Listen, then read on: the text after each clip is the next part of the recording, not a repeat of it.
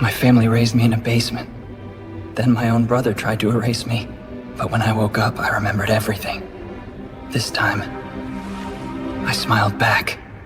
My family gave me a basement, 300 yen a month, and beatings for breakfast, 20 rooms in that villa, and their biological son slept below the storage closet. The maids had more dignity. At least Wang Ma got to use the elevator without someone spraying perfume after her. Then, my brother tried to erase me. Something slipped into my food. My mother was on the phone when I collapsed. She told whoever was listening that it was probably nothing serious. And then I woke up, 16 years old again, the taste of copper, concrete floor, the basement. But this time, I remembered everything, not just the dying, the future, a restaurant exploding on a Tuesday, my brother in a boardroom, signing documents that belonged to a dead man, my 7 sisters, one by one, turning against the family that raised them. I saw all of it, dates, names, every lie this family would tell, and every truth they'd try to bury. Something shifted in my chest, not pain, something quieter. The feeling of seeing the whole chessboard from above for the first time, every piece in its position, every move predictable. For 4 years, I'd been playing defense in a game I didn't know existed, denying accusations, begging for scraps, taking odd jobs just to eat, and getting reported for it by the same brother who smiled at me over breakfast. 300 won a month, while he spent 50,000 without blinking. The worst school in Hangzhou, while he rode to his elite academy in a Maybach. My diary was open on the desk, a page I'd written 3 months ago, shaky and small. Break your leg, then give you a crutch. That was how this family operated. Read it once, and it sounds like self-pity. Read it twice, and it sounds like a diagnosis. That version of me died on a hospital bed with no visitors. This version smiled. My hand went to my chest. The longevity lock was gone. Of course it was. The small gold pendant my master Xuan Che had given me at birth. The only proof I existed before the Lin family found me. In my past life, I never knew where it went, but now I knew exactly where it was. Under my brother's imported jacuzzi bathtub on the 6th floor, hidden like evidence. From upstairs, a sharp voice cut through the floor. My second sister, Lin Xian, the lawyer. She was yelling something about the swimming pool, about how if I didn't come up right now, she would personally send me to the police station. In my past life, this was the moment I'd gone upstairs terrified, stammering denials no one believed. My brother had fallen into the pool and claimed I pushed him. He knew how to swim. He'd cried for help anyway, thrashing around like a drowning child. The whole family gathered around him like he was made of glass, and I took the blame because that was what I always did. Not this time. Before we continue, if this story already has you hooked, hit like and subscribe so you don't miss what happens next, and drop your city in the comments. I want to see where you're all watching from. I steadied myself, picked up my backpack, and climbed the stairs. The living room was a gallery of hostile faces. Lin Yuan stood by the cabinet, veins bulging at his temples, still in his suit from the office. Lan Lin sat on the couch with her British short-hair cat in her lap, stroking it with the kind of tenderness she'd never shown me. Lin Tianyang lay on the sofa, looking pale and fragile, wrapped in a blanket, playing the victim so well you'd think he'd rehearsed it. Lin Xiaotong stood by the window with her arms crossed. Lin Xian pointed at me the moment I appeared. They expected tears, excuses, the same hunched shoulders they'd trained me to wear for 4 years. The old Lin Yu would have dropped to his knees the moment Lin Yuan raised his hand. He would have sworn he didn't do it, and they would have beaten him anyway, and he would have crawled back to the basement and written another line in his diary about how even a dog gets treated better. That boy was dead. The one standing here had seen the ending. Instead, I stood in the center of that marble living room, and I confessed to everything. The swimming pool, I said. My voice was flat, dead calm. I pushed him in. He didn't call me brother when I walked past, and I got angry, so I pushed him. Lin Yuan's hand froze mid-reach for his belt. The room went silent. The peeping, I continued. Lin Xian, you asked me last month if I watched you shower. I denied it. I lied. It was me. Her face went white, then red. Lin Xiaotong's watch, the one she was going to wear on her date with young Master Lu. I swapped it with a toad, the Patek Philippe, worth over 1,000,000 yen that was supposed to go to Lin Tianyang. I stole that too. Lan Lin's cat squirmed in her arms. Her mouth was open, but nothing came out. Your bracelet, I said, looking directly at her. Gone. And the poodle, the one you've been looking for, the 2-year-old one. I paused for exactly the right amount of time. I killed it, and I ate it. That was the one that broke her. She screamed something about me being an animal. Lin Yuan's hands were shaking. Lin Xian whispered that I could be held criminally responsible at 16, but I wasn't finished. The video of your private transaction with Dingcheng Group's vice president, I said, turning to Lin Yuan. The one that leaked and killed the deal. That was me too. I filmed it and sent it out. Silence. The kind of silence that fills a room right before something explodes. Lin Tianyang sat up on the sofa, eyes wide with something that wasn't shock. It was recognition. He knew I'd just confessed to things he had done, or things that never happened at all. He managed his expression quickly, the way he always did, smoothing the surprise into wounded concern, and called out in his weak little voice. He told them to stop, to not blame his brother, that there must be a reason for everything I did. He even offered to give me the watch if I'd just asked. His words dripped with rehearsed compassion, the performance of a boy who wanted to look like a saint while someone else burned. I looked at him, just looked at him, and I smiled. "I'm done speaking," I said to Lin Yuan. "You can hit me now." He didn't need to be told twice. The first strike spun me sideways. I tasted copper on my tongue. The second shove sent me against the marble wall, hard enough to rattle the paintings. Something cracked in my ribs, maybe. Lin Yuan didn't stop there. The pain was sharp and bright and completely manageable because I'd already felt worse. I'd felt 4 years of being invisible in my own family's house. I'd felt a stomachache that lasted over a week while my mother told the driver it was faking. I'd fainted at the school gate and she hung up the phone saying, "What a troublemaker." A kick was nothing compared to that. Lan Lin crossed the room and stood beside him. She joined in, mother and father together, standing over their biological son in the living room of their luxury villa. Lin Xiaotong stepped back against the window. Lin Xian watched with her jaw tight. On the sofa, Lin Tianyang called out weakly for them to stop, his voice trembling with fake concern, while his lips twitched into a smile he barely suppressed. I saw that smile. I filed it away. A blow caught my jaw and loosened another tooth. A few drops darkened the white marble floor. I covered my vital points, the way I'd learned to over 4 years of practice, and let them exhaust themselves. Lin Yuan leaned against the cabinet, panting. Lan Lin clutched her chest. Through the whole thing, I didn't scream, didn't beg, didn't cry. I kept my eyes on Lin Tianyang, and I kept smiling. That was the part that scared them. I could see it in the way Lin Yuan avoided my gaze afterward, breathing hard. A son who takes a beating in silence is frightening. A son who takes a beating while smiling is something else entirely. Lin Yuan straightened his jacket. He offered me a chance to apologize to the family, to stay, to put this behind us. Like he was offering a deal on a used car. "I'll give you a chance too," I said. My jaw throbbed. "Send him away, and I'll still acknowledge you as my family." Nobody moved. Fine. I picked up my backpack from where it had fallen. The only things inside were a few changes of clothes, 4 years in a billionaire's house, and everything I owned fit in one bag. Then, I want a severance agreement, legal and binding. Lin Xian, you're the family's legal counsel for the entire Lin group. You can draft it in 5 minutes. Lan Lin screamed that their family wasn't a place I could waltz in and out of. Lin Xiaotong told me I was ungrateful, that if they hadn't found me, I'd still be starving somewhere. She wasn't wrong about the starving part. She just had the cause and effect reversed. Lin Yuan snatched the paper and signed it like he was swatting a fly. I added one clause myself, that the family's future prosperity and their deaths had nothing to do with me. Lin Xian's pen hesitated on that line. She looked at me like I was speaking a language she didn't recognize. Everyone signed. Lin Tianyang's hand trembled when it was his turn, not from weakness, from something darker. He knew this wasn't supposed to happen. In every scenario he'd calculated, I was supposed to grovel and stay. "One more thing," I said, after the ink was dry. "I need to retrieve something from Lin Tianyang's room, 6th floor. I'd like a witness." They followed me up. I'd never been to the 6th floor before, not once in 4 years. Basement dwellers didn't get invited to the penthouse level, but I walked straight to Lin Tianyang's bathroom, like I'd lived there my whole life, knelt beside the imported jacuzzi bathtub, the kind that cost 7 figures and got shipped from overseas, reached underneath to the far corner and pulled out a tattered package wrapped in old cloth. Inside was a small gold pendant on a cord, a longevity lock, engraved with my birth characters. The only thing Xuanche had given me, the only thing that proved I was someone before I was Lin Yu of the Lin family. Lin Tianyang's face went the color of ash. I hung it around my neck. It was warm against my chest, like it had been waiting. Behind me, Lan Lin made a sound, not a scream this time, something broken and raw, pulled from somewhere she'd bricked shut years ago. She stared at the lock, at the engraved characters that matched the ones on a birth certificate she kept in a locked drawer, and I watched 4 years of carefully constructed indifference crack down the middle of her face. Her hands reached out. She whispered 2 words, my name, the real one, not Lin. "You the problem, not that troublemaker, her son." I didn't turn around. She had 4 years to say that. She chose today, when I was already leaving. The front door of the Lin family villa was heavy oak with brass handles. It made a sound like a seal breaking when I pushed it open. Outside, the air was cold. November. I was 16 years old, less than 170 centimeters tall, malnourished, with a backpack full of clothes and a golden lock around my neck. I owed them 50,000 wen for 4 years of food and board. I'd calculated it myself. 300 wen a month, rounded up generously. Some people would call that nothing. Some people would call it an insult. I called it a number, and I would repay it. Every last fen, but not today. Today, I just walked. The door closed behind me with a sound that was final and clean, like a bone setting itself back into place. I could feel their eyes on my back through the window. Lin Yuan's anger, Lan Lin's sudden, inconvenient grief, Lin Tianyang's cold calculation as he realized, for the first time, that the piece he'd been sacrificing had just walked off the board. I didn't look back. In my past life, I left this house in a body bag. This time, I left on my own 2 feet, with future knowledge burning in my skull and a 50-kilometer walk ahead of me. The longevity lock tapped against my chest with every step, like a heartbeat, like a reminder I was heading home, the real one. A crumbling temple on the outskirts of the city where an old monk sold vegetarian noodles and read fortunes for spare change. Where a man named Xuan Che had raised me from infancy, taught me everything worth knowing, and never once asked me to be someone I wasn't. 50 kilometers, no money, no phone, a sore jaw and a loose tooth, and a smile I couldn't stop. It was going to be a long walk. 50 kilometers is a long way to walk when your ribs are broken. It's longer when you have no phone, no money, and the only food you've eaten in 2 days was a bowl of cold rice someone left in the basement. The November air cut through the holes in my jacket, where the iron hanger had torn it open. Every breath was a negotiation between my lungs and whatever Lin Yuan had cracked along my left side. But I kept walking, not because I was tough, because I had nowhere else to go. The Lin family villa sat on a hill in the East District, surrounded by other villas owned by people who would never let their biological sons sleep in the basement. From there to Dinghui Temple was 50 kilometers of highway, then county road, then mountain path. I knew the route by heart. When Xuan Che brought me to the Lin family 4 years ago, I'd pressed my face to the taxi window and memorized every landmark, convinced I'd need to find my way back someday. Turns out I was right, just 4 years too late. The first payphone I found was outside a convenience store about 3 kilometers from the villa. I had exactly 78 wen and 50 fen in my pockets. Coins mostly. The kind of change that collects in jacket linings when your monthly allowance is 300 wen and the family cat eats better than you do. I called the only number I knew by heart. The phone rang 9 times. No answer. Xuancho was probably making noodles, or sweeping the courtyard, or coughing into his sleeve while pretending he wasn't sick. The old man treated his own health the way he treated money, like something that happened to other people. I hung up and waited. He always called back. 3 minutes later, the payphone rang. His voice was the same, gentle, slightly hoarse, with that rasp underneath that meant his lungs were worse than last winter. He asked if I was eating well, if I was studying hard, if the Lin family was treating me properly. "Everyone treats me very well," I said. Blood had dried in the corner of my mouth. My ribs screamed every time I inhaled. "I just miss you all." That was the one sentence I couldn't keep steady. He went quiet for a moment. Then he said what he always said when something was wrong, and he knew I wouldn't tell him. He told me to come home, that it was just one more mouth to feed, that the temple's incense money hadn't been great these past 2 years, but he could pick up more work. One more mouth to feed. That was what I was worth to the only father who ever loved me. Not a liability, not a problem child, not the troublemaker in the basement. Just one more bowl of noodles at the table. I hung up before my voice cracked. With 78 wan and change, I had decisions to make. A bus ticket would eat half of it and only get me partway. Walking was free, but there were 2 things I needed to buy first. Sneakers for Zhangming, 40 yuan. His old ones had holes in both soles, and he'd been doing food deliveries in them all winter. Earning 2,000 wan he'd probably already spent on medicine for Xuan Che. A pair of cheap sneakers from a roadside stall wasn't much, but it was the right size. 40, same as mine, and they were warm. Candied hawthorns for Ming Hui, 20 wen. She liked sour things. She'd earned 4,000 yuan tutoring a classmate and spent it all on Xuance's medical bills, and she was 14 years old. 14. When I was 14, I was learning which rooms in the Lin family villa I wasn't allowed to enter. That left 18 won and 50 fen, enough for one steamed bun and nothing else. I ate the bun dry, without water, because I forgot to buy any. That was the kind of mistake you make when you've been running on adrenaline and broken ribs for 6 hours. The bread stuck in my throat, and I thought, absurdly, about the Lin family dining room, where you weren't allowed to slurp your soup or speak during meals. Rules for a table I was barely allowed to sit at. The walk took most of the night. I made it about 10 li on foot before a farm vehicle slowed down beside me. The driver was heading toward the mountain villages and didn't ask questions. I rode in the back for 30-odd li, sitting on bags of grain with the longevity lock bouncing against my chest and the stars turning overhead. When he dropped me off at the fork in the road, I still had another 15 li of mountain path ahead.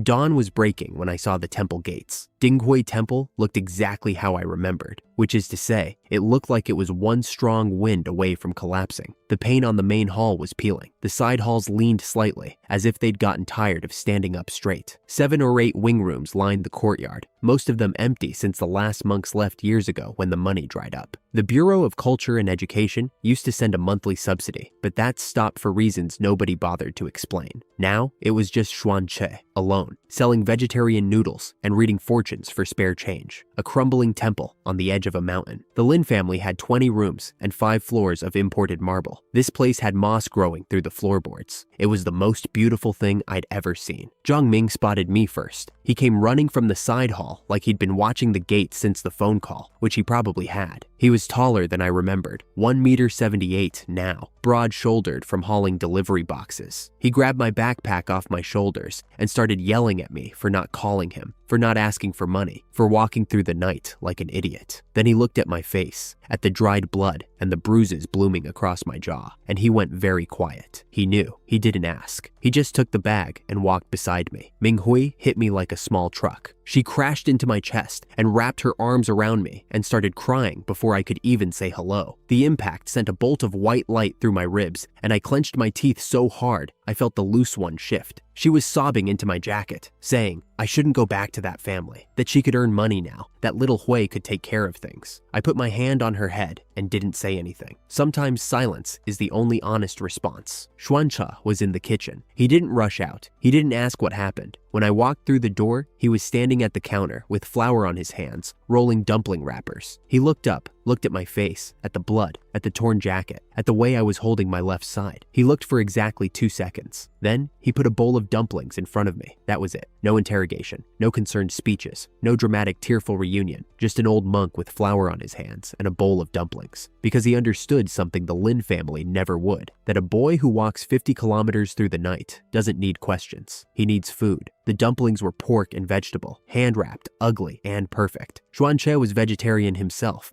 but he always made meat dumplings for us. Minghui had mixed the filling. She told me this 3 times while I was eating, watching my face to make sure I liked it. Delicious, I said. And then I was crying, not sobbing, not making noise, just tears running down my face into the dumpling broth while I kept eating, because the food was warm and the table was crowded, and nobody here had ever asked me to be someone I wasn't. This was the difference. The Lin family fed me 300 yuan a month and made me eat in silence. Xuanche fed me dumplings made with flour he couldn't afford and let me cry without comment. After dinner, Xuanche found me in the courtyard. The stars were out. He sat down on the stone bench beside me and was quiet for a while, the way monks are quiet, not waiting to speak, but actually listening to the silence. Then he gave me 3 pieces of advice. First, the world is balanced. If you lose something, you gain something. If you want to gain, you must be willing to lose. He called it a kind of exchange. Second, if you don't have the ability of a Buddha, don't try to have the heart of one. Meaning, don't sacrifice yourself until you're strong enough for the sacrifice to mean something. Third, what is yours is yours. No matter how others try to take it, they can't. And what isn't yours will never be, no matter how hard you reach. I thought about the longevity lock around my neck. I thought about the 10% of family shares that Lin Tianyang had taken. I thought about my mother's voice on the phone, hanging up when I was sick. Master, I understand, I said. I just want to live a good life. He nodded. Then I told him I wanted to drop out of school. The old man moved faster than I'd seen him move in years. He stood up, found a branch on the ground, about the thickness of a pinky finger, and raised it over my shoulder. Then he looked at my bruised face, at the blood still crusted along my jaw, and he lowered the branch, swapped it for an even thinner one, raised that, lowered it again. His hand was shaking. He couldn't do it. The man who'd raised 3 orphans on fortune-telling money and vegetarian noodles couldn't bring himself to hit the one who'd just walked home with broken ribs. Don't say another word, he said, and his voice cracked in a way I'd never heard before. I'm not dead yet. This family is not yours to worry about. He started coughing. the deep, wet kind that comes from lungs that have been ignored too long. I held his arm until it passed. That was when Jiang Ming appeared in the doorway. He'd been listening. His jaw was clenched so tight, I could see the muscles working. "Master," he said, "if brother doesn't go to school, I won't go either. One person in this family going to college is enough." Behind him, Ming Hui squeezed past his shoulder. "Me too. I'll quit school and work. Brother should be the one who studies." The three of them stood there, arguing about who would sacrifice their education so the others could eat, and I realized this was the difference between my two families. The Lin family fought over who got more. This family fought over who got to give up more. I didn't let anyone drop out, not that night. I told them I had a plan, that I'd explain everything tomorrow, and that right now, the only thing I needed was sleep. Jiang Ming gave me his blanket. Ming Hui brought a cup of hot water. Xuanche left a candle burning in the hallway, the way he used to when I was small and afraid of the dark. Before I slept, I bought a cheap phone from Jiang Ming, a second-hand Redmi with a cracked screen and a recording function that still worked. Xuanche had mentioned an old acquaintance once, someone from his past, powerful, connected to a world I didn't fully understand yet. Someone named Ming Tang, who looked at Xuanche with an expression my master described as complicated, like regret, but deeper. I filed that away too. Everything was a tool now. Every detail, every connection, every scrap of information from my past life and this one. The chess pieces were the same. The board was the same. But this time, I could see the whole game. Meanwhile, 30 kilometers away, a military jeep pulled up to the Lin family villa. Lin Shengnan walked in still wearing her camouflage uniform. She was tall, over 170, with the posture of someone who'd spent years being yelled at by drill sergeants and learned to yell back harder. She'd been transferred to the Public Security Bureau recently, a police officer with a captain's instincts and a family she hadn't visited in months. She'd run into me on the road earlier. I'd been walking, limping, looking like something the highway had chewed up and spit out. She'd stopped the jeep and jumped out, and her first words weren't concern. They were accusation, fighting again, skipping school, looking like a beggar. Her driver, Xiao Zhao, had looked at me and genuinely asked if I was really from a family worth hundreds of billions, because I looked more like something someone had left behind. I'd told her she had the wrong person, that my name was Joy Yu. She didn't buy it for a second,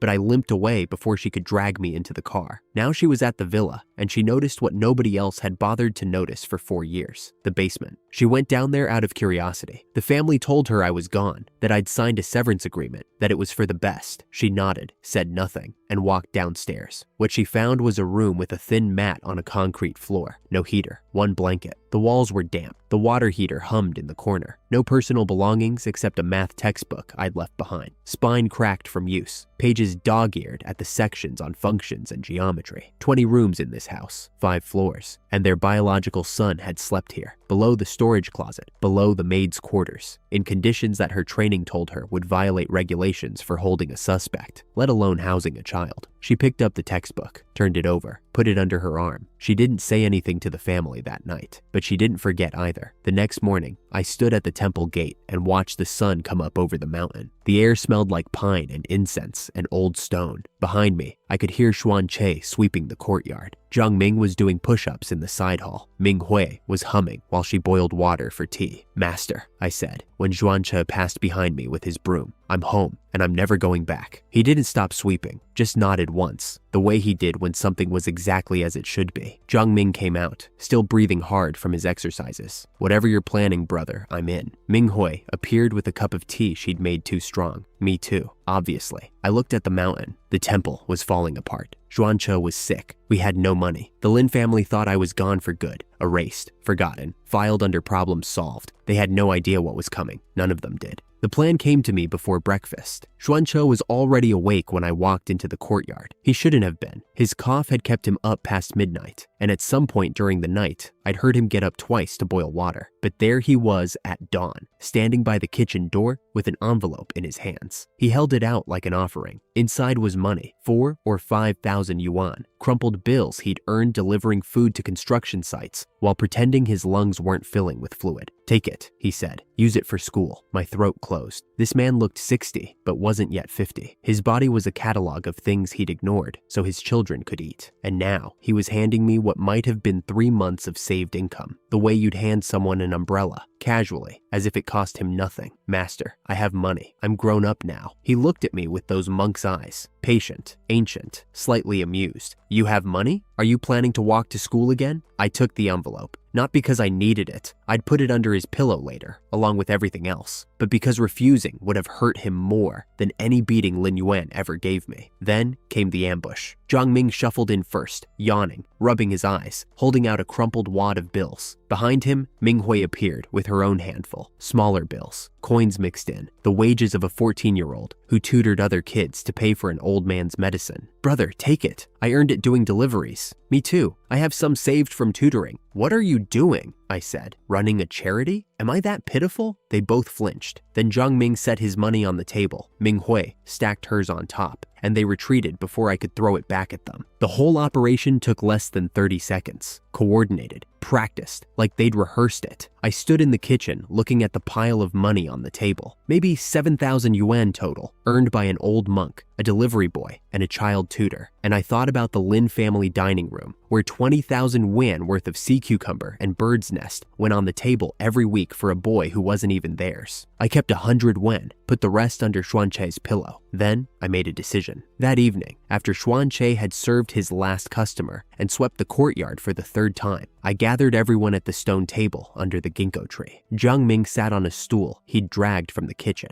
Ming Hui perched on the wall with her legs swinging. Xuanche stood leaning on his broom, watching me with the expression of a man who already knew what was coming and wasn't sure he liked it. Master, I said, I want to make you a god. The silence lasted about 4 seconds. Then, Jiang Ming choked on nothing. Ming Hui's legs stopped swinging. Xuanche blinked. Explain, he said. So I did. The temple was dying. No tourism, no subsidy, no future. Xuanche's fortune-telling was real, genuinely, unnervingly accurate. But he practiced it like a man ashamed of his own gift, whispering predictions to old women who left 3 yuan in the donation box and forgot about it by lunch. That was the problem. The ability was real. The marketing was non-existent. In this economy, I said, the end of wealth is metaphysics. People with too much money and too little meaning, they'll pay anything for someone who can tell them the truth about their future. We don't need to fake Xuanche's ability. We just need people to see it. The plan was simple in theory, brutal in execution. We'd film Xuanche giving readings, real ones, not scripted, and post them on Douyin. We'd start with small predictions that anyone could verify. Weather, sports results, local events, things I happened to know in advance because I'd already lived through them once. The audience wouldn't know that part. They'd just see an old monk in a falling apart temple getting prediction after prediction right, and they'd start talking, sharing, arguing in the comments. The algorithm would do the rest. This is fraud, Xuanche said quietly. No, your ability is real. The predictions are real. The only thing I'm adding is timing. And if it works, if people come, then the temple gets visitors, donations, maybe a renovation, maybe enough money that you can stop carrying food up a mountain at 5 in the morning with lungs that sound like a leaking pipe. He went quiet. The broom handle creaked in his grip. Behind me, Zhang Ming was already nodding. He'd spent a winter hauling delivery boxes and understood the arithmetic of poverty better than any economist. Ming Hui's eyes were shining, and I could practically see the Douyin editing strategies forming behind them. I have copywriting skills, she offered. City awards. We don't need copywriting. We need miracles, or the appearance of them. I looked at Xuanche. Master, I'm not asking you to lie. I'm asking you to let people see what you can already do. The rest is packaging. He didn't say yes, but he didn't say no. He set the broom against the wall, sat down heavily on the bench, and said, go on. That was his version of yes. We talked logistics until the stars came out. Zhang Ming would handle the camera. His delivery job had taught him how to navigate social media. Ming Hui would edit the clips and manage the comments section. I'd feed Xuanche the timing for predictions he could verify publicly. We'd need a few classmates to play the initial audience, the first wave of believers who would make the videos look organic. 3 months until the college entrance exam. I told them I wasn't dropping out. I was going to study, take the exam, and score high enough for a scholarship that would cover everything. They all stared at me like I'd announced I was going to flap my arms and fly to Beijing. Your grades, Jiang Ming started.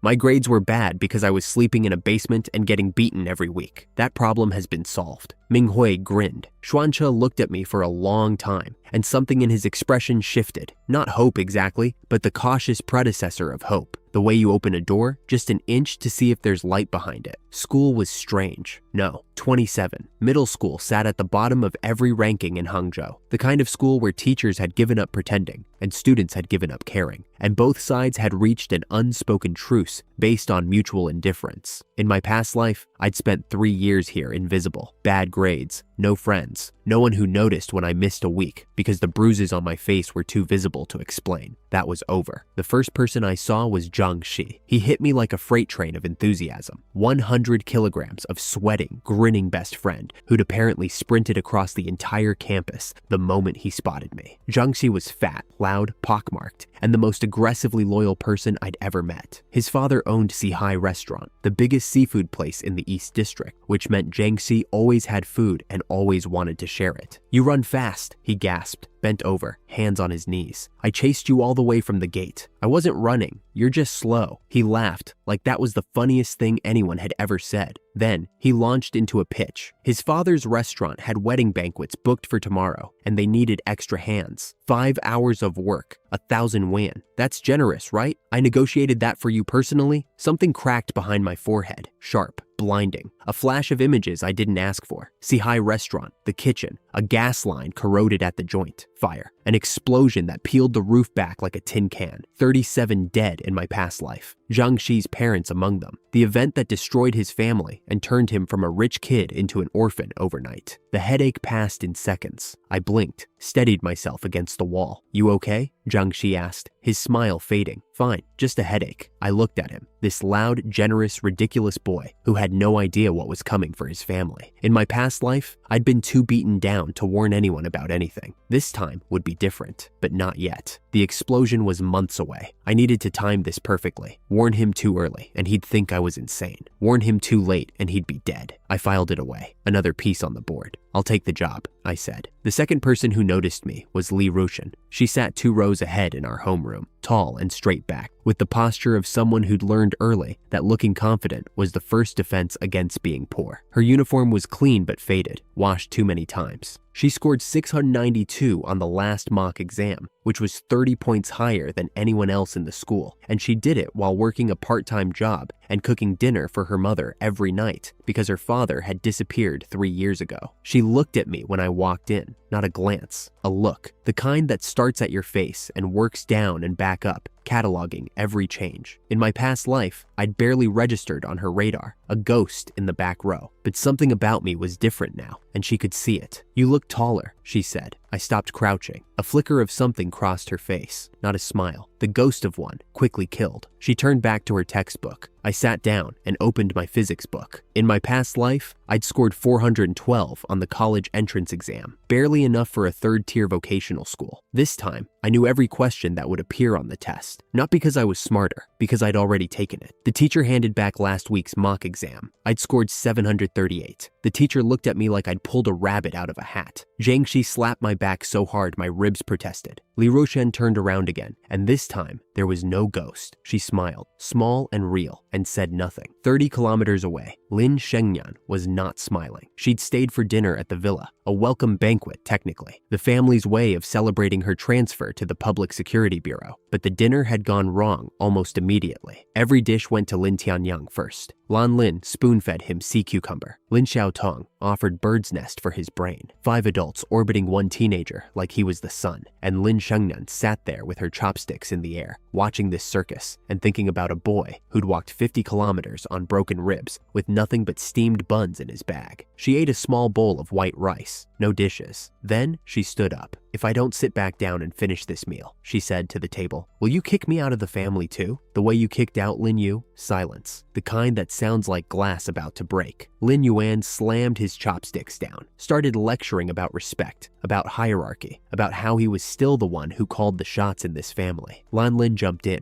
explaining that Lin Shengnan was their daughter, raised with love, and Lin Yu was an outsider who grew up on a mountain with a monk. Lin Shengnan listened to all of it. Then, she picked up her military bag and walked out. She didn't go home. She checked into a hotel, but before she left, she'd done one more thing. After dinner, before the argument, she'd taken Lin Xian down to the basement. Not to Lin Yu's room this time, but to Lin Yuan's home office on the 2nd floor. She'd learned something during 5 years of military service and 2 years studying criminal psychology. People who hide the truth always leave the receipts somewhere. She found the financial records in the 3rd drawer. Monthly allowance disbursements. Lin Tianyang, 15,000 yuan per month. Tutoring fees, clothing budget, entertainment allowance, personal driver expenses. Lin Yu, 300 yuan, no tutoring, no clothing budget, no line items at all except the bare minimum. But that wasn't what made her hands shake. In the investment folder, buried under corporate documents, she found the share transfer. 10% of Lin family holdings, originally registered to Lin Yu at birth, transferred to Lin Tianyang 4 years ago. The signatures were there. The authorization was there. Lin Yu's name crossed out in red ink. Lin Tianyang's written above it in blue. She photographed everything, closed the drawer, said nothing. That night, in her hotel room, she opened a new notebook. On the first page, she wrote a date, a name, and a question. The date was 4 years ago. The name was Lin Yu. The question was, what else did they do to him? She underlined it twice. The physics came back like breathing, not gradually, not the slow recovery of a skill you'd let rust. It hit me between one page and the next. I opened my textbook to a problem on electromagnetic induction that had stumped me for months in my past life, and the answer was just there, complete. The derivation, the edge cases, the trick the examiner was hiding behind the second variable, all of it. I closed the book and stared at the ceiling. In my past life, physics had been the anchor that drowned my exam score. Chinese, math, English, chemistry. I could brute force those through memory and repetition. But physics required understanding, and understanding required a brain that wasn't running on 300 yuan a month and 4 hours of sleep in a 6-square-meter basement. My score in physics had always been the gap between me and Li Rushin. That gap was gone. The mock exam came back the next day. Perfect score, 100. The teacher held my paper up like a piece of evidence at a crime scene, turned it over twice as if checking for hidden notes, and then handed it to me without a word. Zhang Shi slapped my back so hard the desk jumped. Li Rushin noticed. She came to me after class carrying a stack of test papers, her posture the same as always, straight-backed, chin level, the walk of someone who'd learned that confidence was free even when everything else cost money. She set the papers on my desk without ceremony. "These are competition-level problems," she said. "International Physics Forum. If you're actually as good as that score suggests, prove it." There was no warmth in her voice. This was a challenge, not a compliment. Li Rushin didn't hand out praise. She handed out problems and judged you by how fast you solved them. I picked up the first sheet. The problems were hard, genuinely hard. The kind that graduate students argued about on forums while undergrads pretended they understood. In my past life, I'd have stared at them until the ink blurred. This life was different, not because I was smarter, because I'd spent years after university working in applied physics, reading papers that wouldn't be published for another decade in this timeline. The approaches I used weren't in any textbook. They were methods that hadn't been invented yet. 15 problems, 23 minutes. Li Rushin checked each answer against her own solutions. Her hand stopped moving on the 7th one. By the 12th, she'd set down her pen entirely. When she reached the 15th, she looked up at me with an expression I'd never seen on her face before. Not admiration exactly, but something adjacent to it. Recognition. The look of someone who'd been running alone for years and just realized another person was keeping pace. "Where did you learn these methods?" she said quietly. "Nowhere. I just think differently." She studied me for a long moment. Then, she said, "I plan to apply to Jiangnan University," which was either a confession or a declaration of territory, and left before I could figure out which. That was Tuesday. By Thursday, everything was on fire. The Weibo situation had escalated. Xuancha had posted the explosion prediction, the one I'd fed him about Sihai Restaurant, and in his infinite monk wisdom, he'd made it absurdly specific. Date, time, location, casualty count. I told him to be vague. He'd decided to be prophetic. "Master, why didn't you just write, 'Something bad might happen near the East District'?" I said into the phone, pacing outside the school gate. His cough came through the speaker first, then his voice, unhurried, irritatingly calm. He said some things either existed or they didn't, and half-truths served no one. Then he hung up. The post gained 1,000 viewers overnight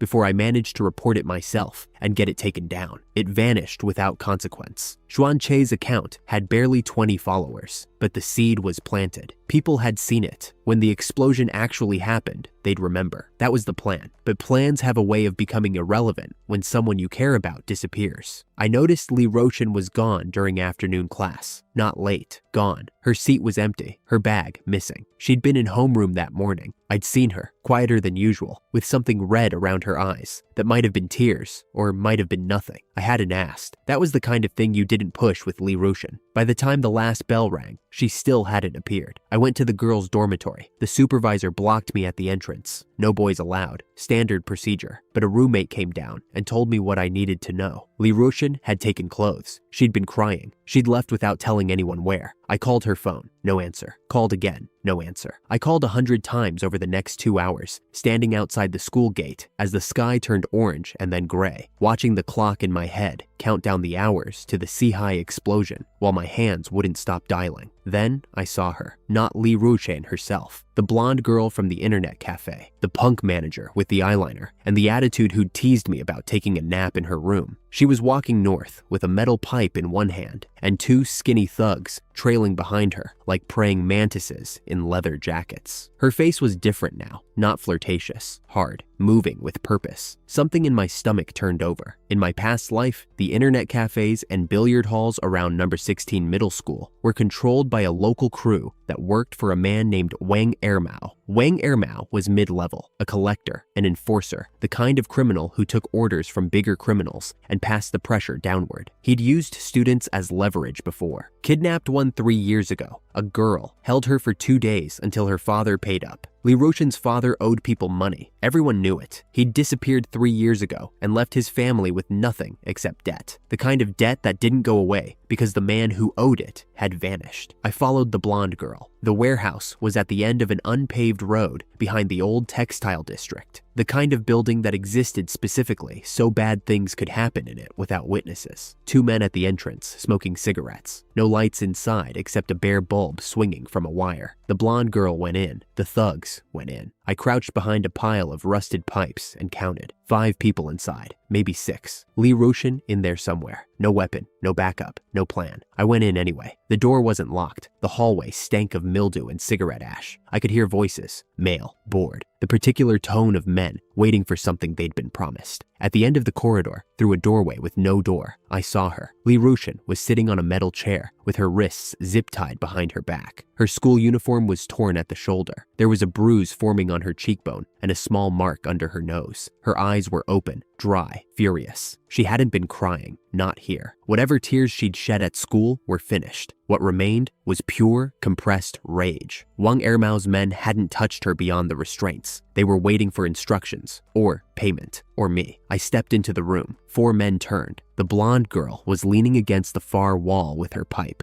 and she smiled when she saw me. "I told you," she said to no one in particular, "he'd come." What happened next is hard to explain. Not the fight. The fight was ugly, short, and desperate. I swung a rusted pipe I'd picked up outside and caught the closest man hard enough to drop him. He went down fast. The second one grabbed my jacket and I shoved back, which bought me 2 seconds. The blonde girl swung and missed by an inch. What's hard to explain is what happened inside me. It started as pressure, behind my eyes, behind my teeth, in the base of my skull, a sensation like something vast trying to fit through a door that was too small. Then the door broke open. Heat flooded my body. My vision went white at the edges, and I could see everything. Every person in the room, where they would step next, which hand they would raise, which direction they would fall. Not prediction, knowledge. As if time had folded and shown me the next 30 seconds all at once. I moved through them, not like a fighter. I'd never been trained, never thrown a proper punch in my life, but I knew where they would be, and I was already somewhere else. The man on the left lunged. I stepped right. The one behind me moved forward. I ducked. The blonde girl's pipe came down, and I caught it mid-swing with both hands, twisted, and she let go. Then the heat peaked. Something inside me gave way. Blood ran from my nose. My left ear went hot and wet. My knees buckled, but I didn't fall, not yet. I reached Li Ruchen, cut her zip ties with a box cutter I'd taken from one of them, and pulled her toward the back exit. "Can you run?" I said. "I couldn't before," she said, standing. "Now I can." We made it 20 meters before the strength left me completely. I went down on one knee in the gravel lot behind the warehouse, head spinning, the world sliding sideways. Li Ruchen grabbed my arm and didn't let go. "What happened to you?" she said, not panicked, controlled, the voice of someone who'd handled worse. "I'm fine. You're bleeding from your ear. That's normal." It wasn't normal. The gods exchange. That was what Zhuangzi's lineage called it, though I wouldn't learn the name until much later. A trade. The fortune teller's power activated under extreme duress, giving you something impossible in exchange for something you couldn't afford. I didn't know what I'd traded yet, wouldn't know for phases, but the nosebleed and the ear told me the price was physical and the bill was still being calculated. The man who appeared next didn't come through the front door. He came from the shadows at the edge of the lot, as if the darkness had simply decided to take a shape and walk. Tang Sen was enormous, not fat, constructed, 2 meters of muscle packed into a black suit that looked like it had been sewn around him because no off-the-rack jacket could contain those shoulders. His face was flat, expressionless, the kind of face that had long ago stopped practicing emotions because they were unnecessary for his line of work. He walked past us toward the warehouse without a glance. From inside, sounds. Short, efficient, final. The kind of sounds that ended things. Tang Sen emerged 30 seconds later, rolling his shoulders, and looked at me for the first time. "Ming Tang wants to meet you," he said. 3 words, no inflection, the way someone might tell you the weather. "Who is Ming Tang?" I said, though I already knew. In my past life, Ming Tang was the invisible hand behind Foxway, the shadow network that controlled half the city's underground economy, wheelchair-bound, gentlemanly, and more dangerous than anyone who'd ever smiled at you. Tang Sen didn't answer the question. Instead, he said something worse. "The girl's father, Li Shengli. He owes Foxway 3 million yuan. Disappeared 3 years ago. The debt transferred to his family." He looked at Li Roshan, to her. Li Roshan's hand tightened on my arm. Her face didn't change. She'd known about the debt, or suspected it, but hearing the number from this man, in this place, made it real in a way it hadn't been before. 3 million yuan. For a girl who cooked dinner for her mother every night and worked part-time to pay for textbooks, a number so large it might as well have been the distance to the moon. "I'll meet Ming Tang," I said, "but on my terms. I picked the time. I picked the place." Tang Sen looked at me the way a mountain looks at a pebble that's just declared its independence. Then something shifted, not his expression, which hadn't moved, but the quality of his stillness, as if he'd expected me to beg and found my refusal more interesting than compliance. 3 days, he said. "Don't make him wait longer." He walked away into the dark, and the night swallowed him whole. Li Roshan and I sat in the gravel lot for a long time. My nose had stopped bleeding. My ear had not. She'd torn a strip from her already torn uniform and pressed it against the side of my head with steady hands. "You shouldn't have come alone," she said. "Who else was there?" She didn't answer. Instead, she held the cloth tighter against my ear, and I felt her fingers trembling, not from fear, but from the effort of not letting them. 3 million, she said finally. "My father left us 3 million in debt. I know. You can't fix this." I looked at her, dirt on my shirt, gravel in my palms, a supernatural debt I didn't understand being tallied somewhere behind my eyes. "Watch me," I said. The explosion came at 8:34 and 52 seconds. I know that's too precise. Nobody times a disaster down to the second, but I'd been sitting on the curb outside school with Li Roshan on one side and Zhang Shi passed out on the other, watching the countdown in my head, like a man staring at a clock in a hospital waiting room. 51, 52. Then the horizon went white. Not a flash, a bloom. The sky above Xiangcheng Street lit up like someone had torn a hole in the night and poured molten iron through it. 2 seconds later, the sound arrived, a deep, concussive thud that hit my chest before my ears registered it. The shockwave rolled across the city in a wave you could feel through the pavement, through the soles of your shoes, through your teeth. Car alarms screamed for 6 blocks. Li Ruchin grabbed my arm. Zhang Shi jerked awake. The Sihai restaurant was gone, not damaged, not burning, gone. Floors 3 through 7, the banquet floors, the floors where 200 wedding guests would have been sitting at exactly this moment, had been torn open from inside by a gas explosion that ripped through the building like paper. In my past life, the toll was catastrophic. Dozens lost, hundreds hurt. Zhang Shi's parents had been among them. Not this time. 20 minutes before the blast, I'd called Zhang Shi's father, Zhang Hongqi, a man so consumed with his restaurant that he'd forgotten how to ask his son about school. I told him Zhang Shi had been in a car accident, a lie so cruel it made me sick to say it.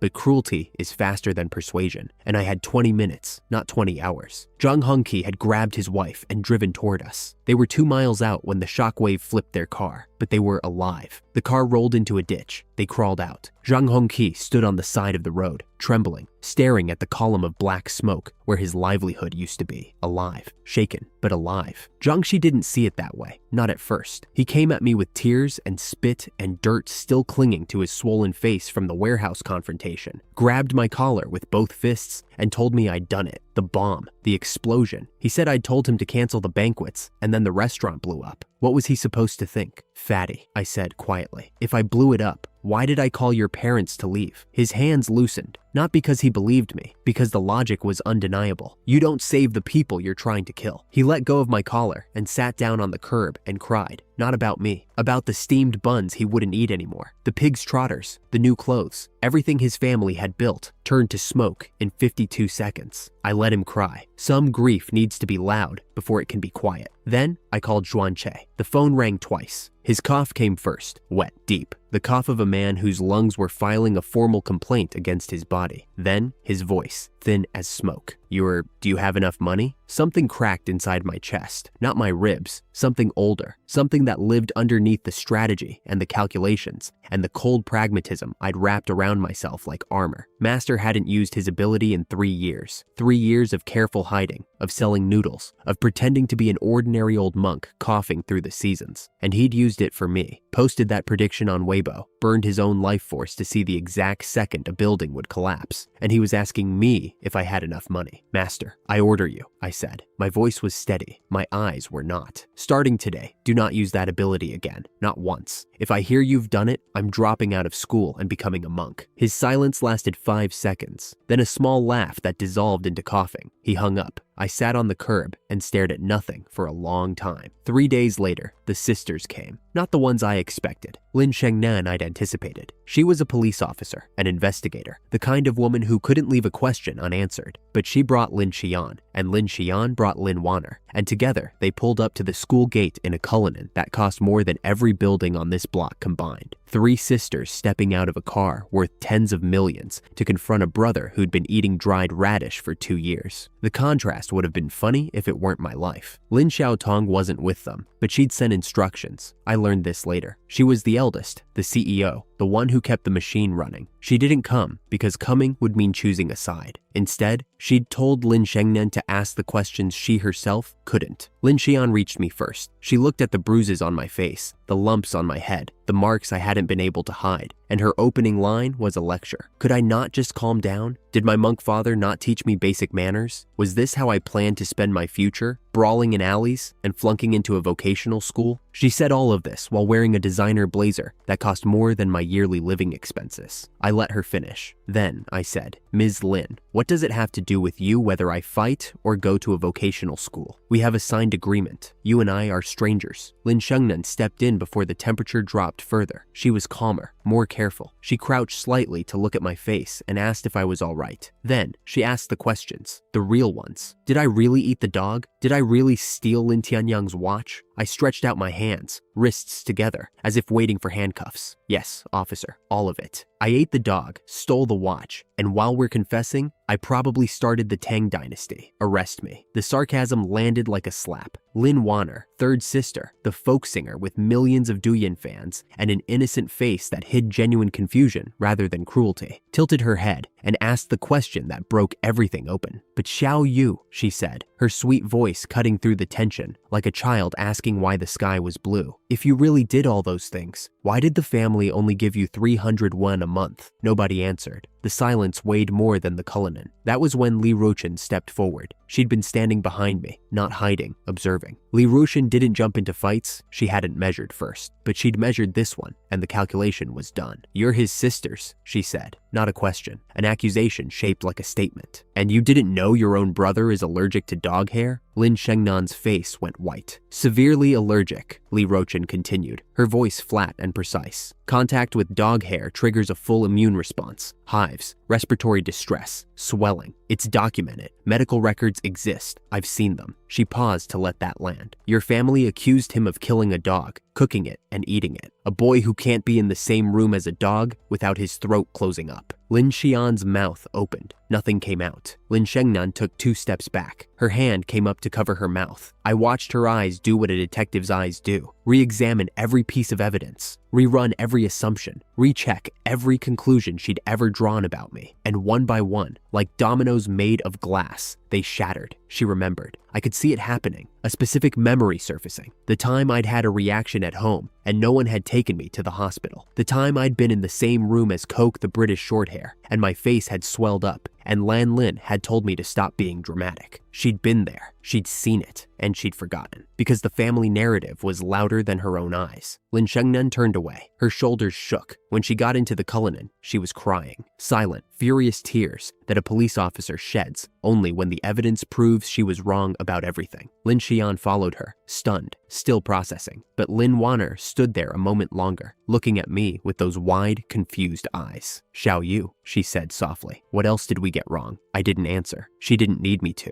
The explosion's aftermath was uglier than the explosion itself. Lin Shengnan and Lin Xian had been driving back toward the city when the blast hit. They'd gone to the site. What they found changed them, though I wouldn't learn the details until later, and I'll only give you the shape of it now. Dingcheng Construction had built the Sihai restaurant. Their gas infrastructure was faulty, 7 or 8 cracks in the pipeline, some wide enough to fit a fist through. When the explosion happened, Dingcheng didn't send repair crews. They sent thugs, 40 or 50 men in black suits and a radio jamming vehicle that killed every phone signal within a kilometer. Then they started silencing witnesses. The excavator driver who'd been working the site, taken from his vehicle and never seen again. The construction team leader who'd supervised the pipeline, called over by a man with a mustache and silenced in front of 20 people. A signal jamming van parked outside so nobody could call for help, record video, or send evidence to anyone. Lin Shengnan tried to stop it. She shouted from the upper floor, identified herself as police. The man with the mustache looked up at her like she was a bird making noise on a wire and went back to his work. Lin Xian tried to invoke the Lin family name, told them her father was Lin Yuan, that Dingcheng's president had connections to their family. The mustache man laughed. He said Lin Yuan was nothing. Then he smashed her phone. This was the moment, and Lin Xian would never admit this, but I knew. When the second sister realized that the family name she'd hidden behind her entire life was worth exactly as much as the shattered screen on the floor. Meanwhile, I had Zhang Xi's father to save. Zhang Hengqi was the restaurant owner, the perfect scapegoat, wealthy enough to be blamed, connected enough to be credible, powerless enough to be crushed. Dingcheng would pin the explosion on his negligence. In my past life, that's exactly what happened. Zhang Hengqi went to prison for something a construction company did, and he never walked out. Not this time. "Go to the police station and turn yourself in," I told him. He stared at me, a 16-year-old kid with bruises on his face telling a grown man to surrender. "Right now. Tonight. The East Branch. If you're in police custody, Dingcheng can't touch you. If you're outside, you're a dead man walking." Zhang Hengqi looked at his son. Zhang Xi knelt in front of me. Actually knelt. This massive boy with swollen eyes and dirt on his face, pressing his forehead toward the ground, and begged me to help his family. Offered me 30% of Sihai restaurant, then 40, then 50. I pulled him up. "Get off the ground, fatty. We'll figure it out." Zhang Hengqi transferred 5 million yuan to Zhang Xi's account and turned himself in that night. He walked into the East Branch of the Public Security Bureau at 11:43, and by midnight, Dingcheng's lawyers were scrambling to rewrite their narrative. One life saved by a lie about a car accident. One family saved by a surrender that looked like weakness and was actually the smartest move on the board. That night, sitting in the internet cafe where I slept for 20 yuan, I opened a blank document on a borrowed laptop and started writing an essay. The prompt for the upcoming mock exam was open-ended. Write about something you believe in. I stared at the blinking cursor for 3 minutes. Then my fingers moved, and the title appeared on the screen before I consciously chose it. Self-Righteous Love. The essay wasn't about the Lin family, not directly. It was about a boy raised by wolves who was told the wolves were his parents, and the way the wolves convinced themselves that feeding him scraps and keeping him in a cage was an act of love. It was about the specific cruelty of people who hurt you